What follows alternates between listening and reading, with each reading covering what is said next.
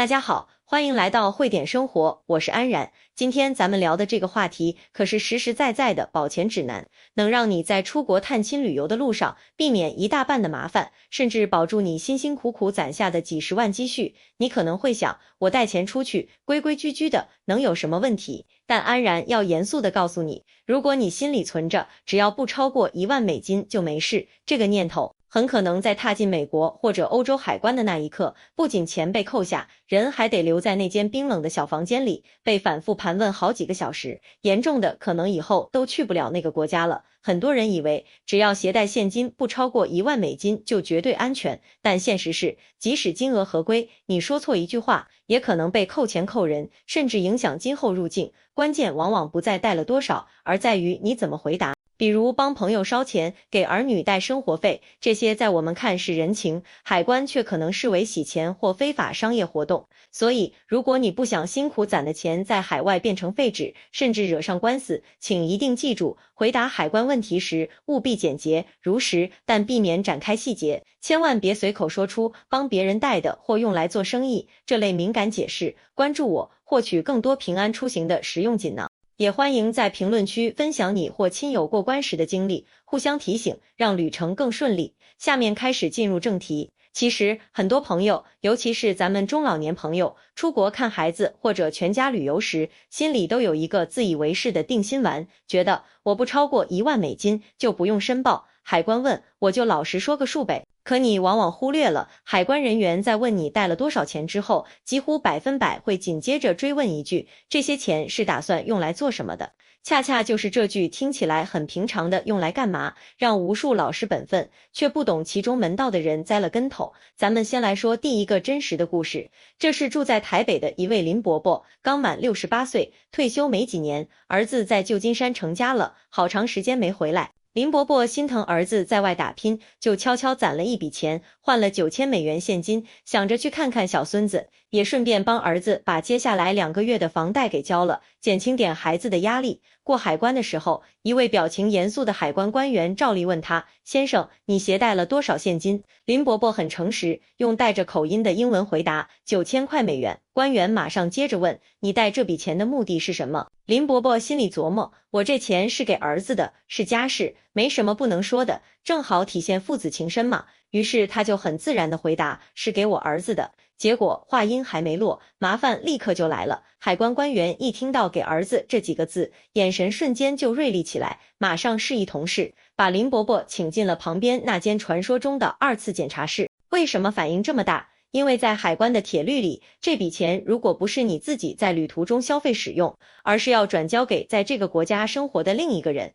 那么它的性质就从单纯的旅游消费变成了跨境资金转移。他们会立刻怀疑这是不是你儿子的非法收入，让你过来帮忙转移，或者是不是你过来偷偷给儿子发工资，甚至可能怀疑你们在进行洗钱或者非法的私人财产转移。林伯伯在那间只有一张铁桌子、灯光惨白的房间里，足足坐了4个多小时，又急又怕，汗湿透了衬衫。最后是儿子急匆匆赶到机场，出示了工作证明、纳税记录，甚至是银行的房贷还款明细。好一番解释，才勉强把父亲领出来。但那9000美元被当场暂扣了，要求林伯伯后续必须提供详细的资金来源证明，过程非常折腾。原本满心欢喜的团聚之旅，第一天就蒙上了一层厚厚的阴影。这就是要提醒大家的第一个，也是很多人最容易踩进去的陷阱。千万不要觉得只要我说的是实话，尤其是涉及到把钱给别人，这种实话就一定能顺利通关。在海关面前，你说的每一个词都在定义你手上这笔钱的属性。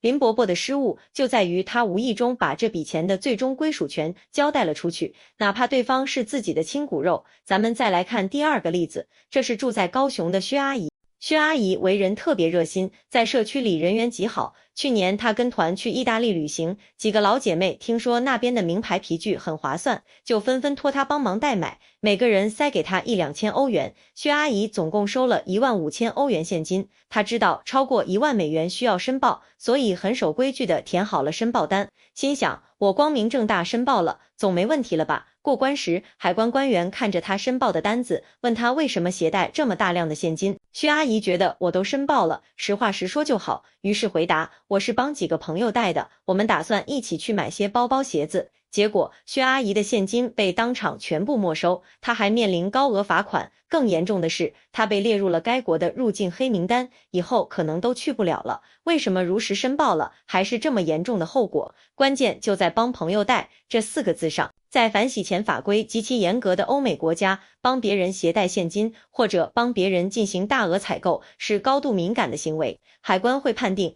你这根本不是单纯的旅游，而是在从事未经申报、没有许可的商业代购活动，甚至怀疑这背后牵涉到有组织的、分工合作的资金洗白链条。薛阿姨觉得是邻里间互相帮忙，举手之劳，但在海关的法律框架下，这被视为挑战金融监管底线。你看，好心办坏事，代价太大了。听完这2个活生生的案例，你是不是觉得过海关问话简直像过雷区，一步都不能错？其实啊，这里头真有标准答案，有一套能让双方都安心的沟通话术。安然在这里要告诉大家一个最核心、最要紧的原则。当海关询问现金用途时，你的脑子里必须清晰地划分2个概念：个人自用和商业用途。在海关心目中，全世界旅客携带的钱只分2种，一种是你自己旅行期间要花掉的，这叫个人消费；另一种是要给别人的，或者替别人带的，这统统可能被归为商业用途或第三方资金转移。哪怕你这笔钱本质上确实是给孙子孙女的见面礼，或者是给孩子准备的学费、生活费，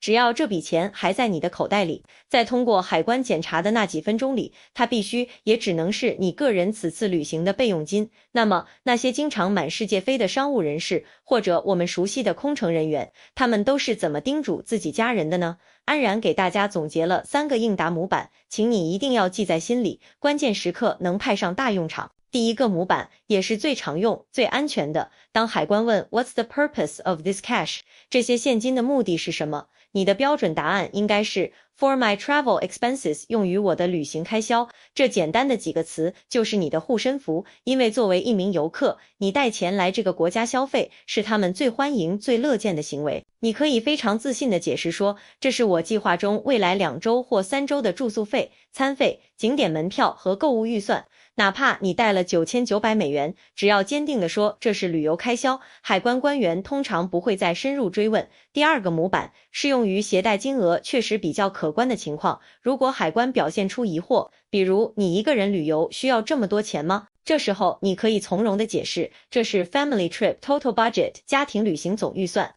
如果你是和老伴一起，或者是一家几口出游，那么这笔钱就是你们全家人这次旅行的共同经费，平均到每个人头上，数额就显得非常合理了。第3个模板，针对那些真的准备了礼物或红包的情况，请绝对避免说这是给我儿子的钱，或这是给亲戚的，你要把它表述为 gifts 礼物。在西方社会的习俗里，长辈在探望晚辈时准备礼物是非常正常和温馨的事。但如果你带的礼物是现金，在填写申报单或口头回答时，请将这部分金额也涵盖在你的旅行总预算里，不要特意去强调它的最终接收者是谁。还要教你一句可以反复使用的万能金句，请你一定要背熟，或者稳妥地记在纸条上。如果你英语不太流利，面对海关询问有些紧张，你可以看着对方，清晰而平静地说 This is all my personal spending money for this trip. All the money is mine. 这都是我这次旅行个人的零花钱，所有的钱都是我自己的。这句话就像一面盾牌，能帮你抵挡掉大部分基于资金属性的怀疑。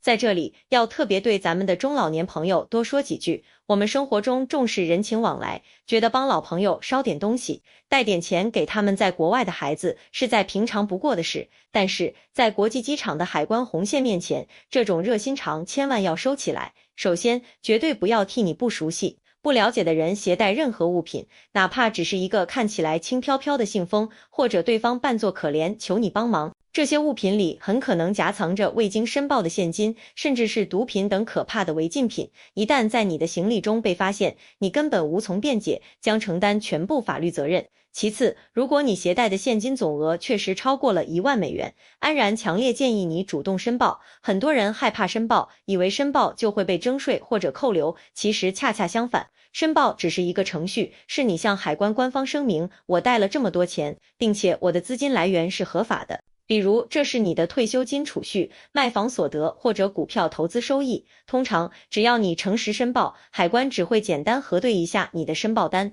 可能看一眼你的银行取款凭证或换汇水单，很快便会放行。最冤枉、最得不偿失的情况是，你带了10200美元，因为怕麻烦而心存侥幸没有申报，结果被高科技设备检测出来，那多出来的200美元可能导致你那1万多美元全部被扣押，甚至面临处罚。现在的安检技术非常先进，海关使用的扫描设备不仅能透视你的行李箱，甚至能探测出你身上是否藏有大量纸钞。千万不要再用那些过时的土方法，比如把钱缝在内衣夹层里，或者藏在鞋子、袜子里。这种行为在海关看来就是典型的做贼心虚。即便你藏匿的金额只有3、4千美元，但只要被发现是故意隐藏的，海关官员就有充分理由怀疑你这笔钱来路不正，一定会请你进去详细说清楚。安然过去接触过很多案例，发现不少被带进小屋的长辈，其实本身没有问题，但就是因为太紧张了，回答问题的时候眼神飘忽，声音发抖，或者前后说的不太一致。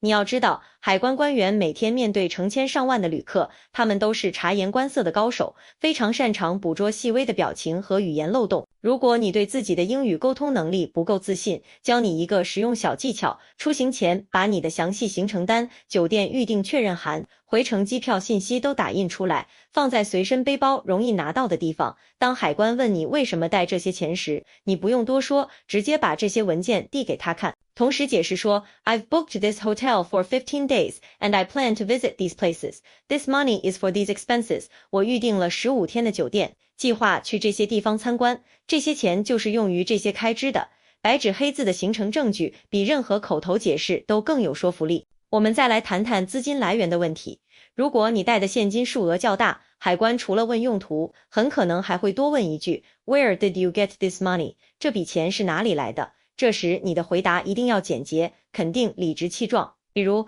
It's from my pension savings. 这是我的养老金积蓄。或者 I sold my property recently. 我最近出售了一处房产。如果你能随身携带一份银行出具的取款记录、存款证明或正规换汇机构的单据，那就更是有力的佐证了。切记，绝不能说是朋友让我带的，或者帮别人保管一下。这类回答等同于给自己制造巨大的麻烦。总结一下，安然给所有需要携带现金出行的朋友，特别是长辈们，送上3条通关金律。第1条，金额必须属实。海关问你带了多少钱，你报出的数字必须和你实际携带的总额基本吻合，差个几十美元或许无伤大雅，但如果你带了1万，却只报5000，这就构成了蓄意瞒报，在很多国家，这是刑事犯罪行为，后果非常严重。第2条，态度务必坦然。不要低着头，避免不必要的东张西望或不停擦汗。海关问什么你就答什么，回答内容紧扣问题，越简单明了越好。言多必失，不必要的细节解释反而可能引出新的疑问。第3条，坚守自用立场。无论这笔钱你之后的实际用途是什么，在通过海关检查的那个时刻，在所有的口头和书面声明中，它必须是你个人此次旅行的消费资金，是用来支付酒店、餐饮、观光和购物的。除了现金本身，安然发现很多长辈也喜欢带一些家乡的滋补品或特产出国，比如一些鱼干、中药材或腌制食品。这里要特别插一句，即使你的现金申报没问题，但如果行李中夹带了未申报的违禁食品，一旦被海关查获，会立刻引发对你整个人的全面怀疑，从而连带对你的现金来源进行更严格的审查。比如，有些长辈会带一些自制的鱼干、肉松或者植物种子。如果没有申报，海关在开箱检查发现这些物品时，会自然联想到你是否在其他方面也有隐瞒，从而对你携带的现金严加盘查。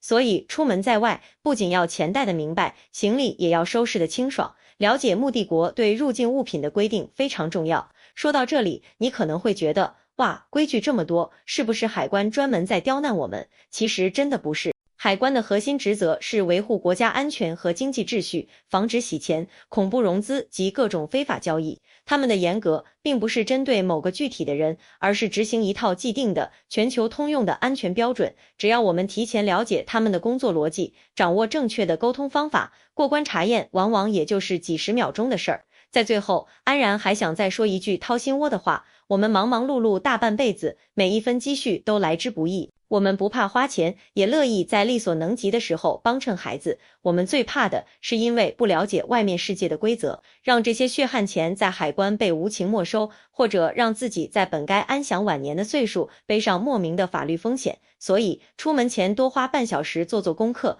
过关时多一分淡定和准备。海关不是洪水猛兽，只要你心里有谱，回答得体，他们更像是尽职尽责的安保人员。记住那句万能金句，守住自用这个原则，带上你的自信和微笑。如果你对出入境海关检查、海外资金往来还有其他疑问，或者想听安然聊聊关于从国外购买药品带回国的注意事项，都欢迎在评论区留言，安然会根据大家最关心的问题，持续准备更多对大家有帮助的内容。好了，今天的分享就到这里，非常感谢你的耐心收听。我是安然，祝愿每一位朋友身体健康，出入平安，生活美满幸福。咱们下期节目再见。